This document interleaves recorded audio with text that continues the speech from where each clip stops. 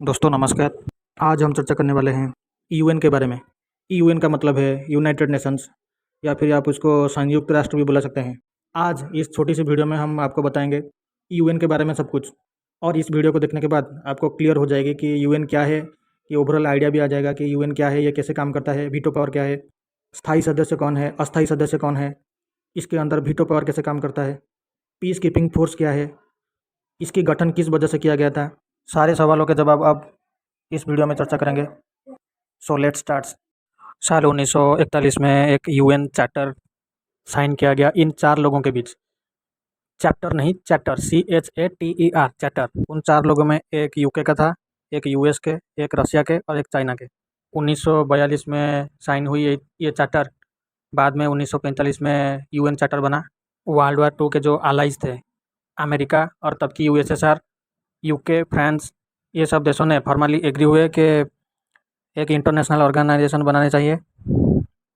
फिर 1945 को इस जो 1947 में अक्टूबर 24 को इस चार्टर को जो है रेटिफाई किया गया। यहाँ पर रेटिफाई का मतलब है ऑफिशियली हुए टू कॉन्फर्म समथिंग।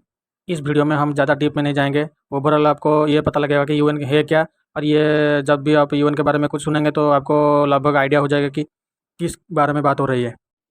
आज की तारीख में यूएन में 193 मेंबर्स हैं। यूएन की पहली सेक्शन शुरू हुई 50 मेंबर को लेकर के, जहाँ पर 5 परमानेंट मेंबर थे। और ये जो यूएन की फॉर्मेशन हुई, इसका मुख्यतः दो ही कार्य है।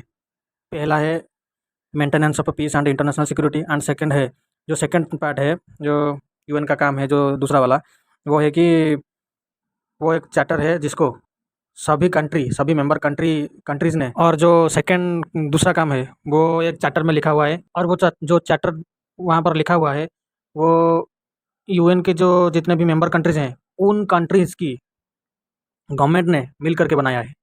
यूएन में जो 5 स्थायी सदस्य हैं, पाँचों का नाम है UK, US, Russia, China and France.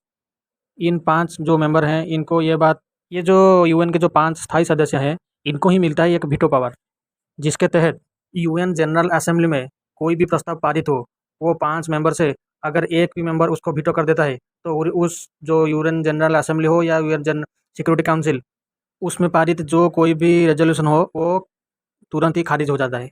UN की जनरल असेंबली और यूएन की सिक्योरिटी काउंसिल, ये दोनों दो पार्ट हैं। इन दोनों की जो बैठक है वो अलग अलग होता है। यूएन की संविधान चैप्टर 6 में सिक्योरिटी काउंसिल का जिक्र है। और ये जो सिक्योरिटी काउंसिल है, इसका मुख्य काम है national peace and security, climate change, humanitarian aid and sustainable development. लेकिन सवाल ये आता है कि जिस युद्ध को रोकने के लिए यूएन का फॉर्मेशन किया गया, यूएन के सिक्योरिटी काउंसिल का फॉर्मेशन है, तो उसके होते हुए रशिया और यूक्रेन के अंदर युद्ध हो गया। इजराइल और हमास के बाद युद्ध, इसको आप ऐसे भी बोल सकते हैं, इजराइल और पैलेस्टाइन के बीच में भी युद्ध हो गया। इंडिया पाकिस्तान के बीच युद्ध हो गया 1947 में। और बाद में 1971 में इंडो चाइना वार भी हो गया। तो अगर ये जो यूएन का सिक्योरिटी काउंसिल है, तो ये युद्ध को रोक क्यों नहीं सकता है? अगर पीस मेंटेन करने के लिए यूएन के पास सिक्योरिटी फोर्सेस हैं, तो क्यों नहीं वहाँ पर डिप्लॉय किया जा सकता? क्या अगर यूएन चाहता तो ये जो युद्ध है वो टल सकता था? आइए हम इस बारे में चर्चा करते हैं। बात कर लेते हैं यूएन पीस कीपिंग फोर्स क्या है। ये जो यूएन पीस कीपिंग फोर्स है, ये यूएन के द्वारा नियुक्त किया जाता है। इसको यूएन सिक्योरिटी फोर्सेस भी आप बोला सकते हैं। इनको एक ब्लू हेलमेट दिया जाता है, जिसको आप इसको ब्लू हेलमेट भी बोल सकते हैं। इनका काम है जिस देश के अंदर ये नियुक्त होते हैं, उस देश के जो नागरिक हैं उनको प्रोटेक्ट करना, ह्यूमैनिटेरियन एड्स देना, देश के अंदर जो वायलेंस है उसको रोकना, देश के अंदर जो गवर्नमेंट की अथॉरिटीज़ हैं उनको प्रोटेक्ट करना और उनको पावर को इंश्योर करना। जिस देश में ये डिप्लॉय किया गया है, इस देश के जो सिक्योरिटी की व्यवस्था है, इसको स्ट्रेंथन करना। ये पीस कीपिंग फोर्स है, ये युद्ध नहीं कर सकते।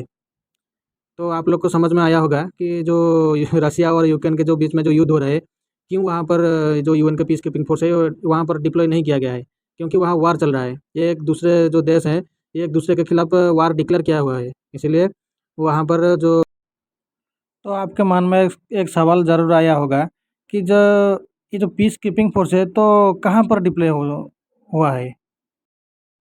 ये जो पीस कीपिंग फोर्स है, ये People's Republic of Congo, Mali, Lebanon, Sudan और साइप्रस, इन सब देशों में जो गृह युद्ध चल रहा है, इसके तहत इस फोर्सेस को डिप्लॉय किया गया है लॉ एंड ऑर्डर मेंटेन करने के लिए। दोनों कंट्री आपस में एग्री हुए कि जो पीस कीपिंग फोर्स है वहाँ पर डिप्लॉय होना चाहिए, तभी वहाँ पर डिप्लॉय हो सकता है। लेकिन ऐसा तो नहीं लगता है कि जो यूक्रेन है और जो रशिया है, ये इस बात के लिए एग्री होंगे, तो इसीलिए ये युद्ध चल रहा है। लेकिन वेट, अगर रशिया जो है, जो यूक्रेन के ऊपर पहले से हमला कर इन्वेड किया है, अतिक्रमण किया है, क्या इससे पहले कोई कंट्री ने किसी दूसरे कंट्री पर इन्वेड किया है? इसका जवाब है हाँ। खुद अमेरिका ने इराक के अंदर इन्वेड किया था। एक सवाल ये भी आता है कि जो यूएन सिक्योरिटी के जो 5 परमानेंट मेंबर हैं, क्या वो 5 जो मेंबर हैं, वो वर्ल्ड को रिप्रेजेंट करते हैं? इसका आंसर भी नहीं है और इसका आंसर है ना।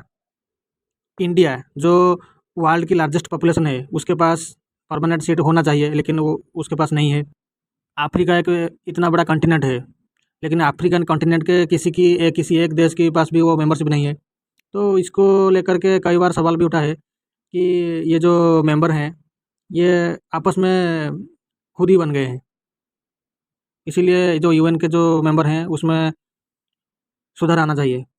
और हाल ही में हमारा जो एक्सटर्नल अफेयर मिनिस्टर है एस जयशंकर साहब, इसने भी ये बात को दोहराया है कि ये जो यूएन 2.0 होना चाहिए, जिसमें सभी प्रदेश और सभी देश के मेंबर हो गए, और ये जो सिक्योरिटी काउंसिल का जो परमानेंट मेंबर हैं, उसमें भी सुधार आना चाहिए। इसमें मैं आप सबको लोगों का राय लेना चाहूँगा कि क्या यूएन यूएन के अंदर एक सुधार आना चाहिए या नहीं। तब तक के लिए नमस्कार।